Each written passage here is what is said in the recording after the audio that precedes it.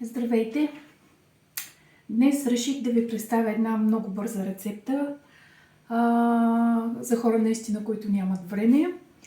Ще ви е нужна малко предварителна подготовка, за да си нарежете продуктите, евентуално пилешкото месо да бъде сварено и ще ви покажа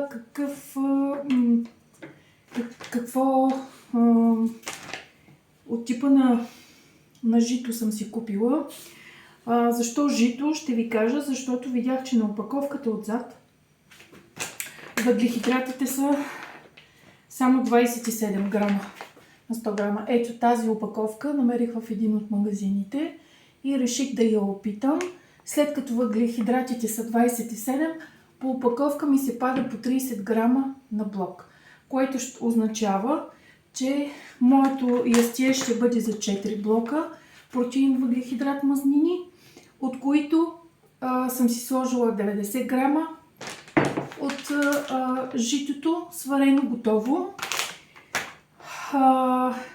От зеленчуците ще дойде другия блок, който е за въглехидратите, и 120 грама съм си сложила пилешко месо, което е предварително сварено, обезкостено.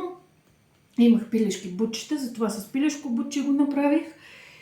И това е. Който иска, по желание може да си добави 3-4 маслинки или пък малко морковче, в зависимост от това каквото предпочита и каквото му харесва.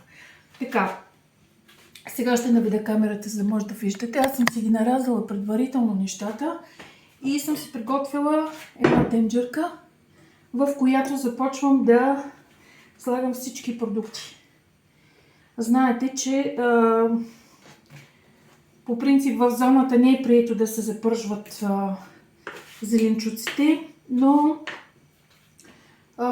затова ви давам варианта, който е най-бързия, най-лесния и без запържване. Сложила съм си 50 грама прас, около 40 грама зелена и червена чушка. Така. 50 грама гъби.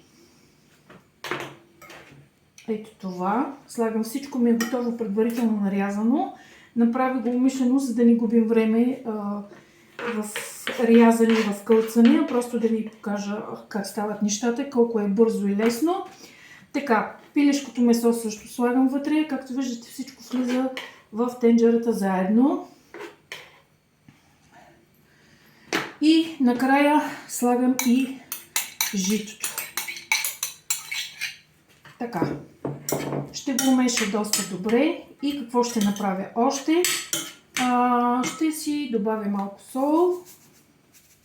Макар че където си варих пилешкия бульон, също имам сол. Ще използвам пилешки бульон, черен пипер, кой каквито подправки по желание харесва. И аз ще си сложа и малко шарена сол. Така ще го размеся доста добре.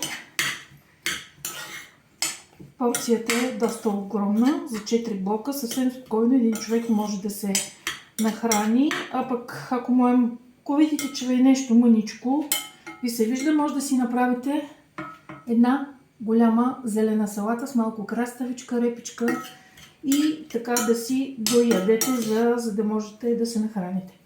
Така, и тук сега съм си отмерила бульон, имам пилешки на око.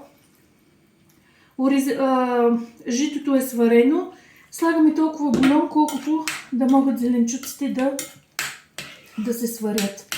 Защото на тях може би ще им трябва около 20 на минути. Всичко друго е готово. Така че, както виждате, няма нищо сложно. Бързо, лесно. Точно за 30 минути имате приготвена вечеря или обяд. Така че това е от мен за сега. Ще се видим скоро.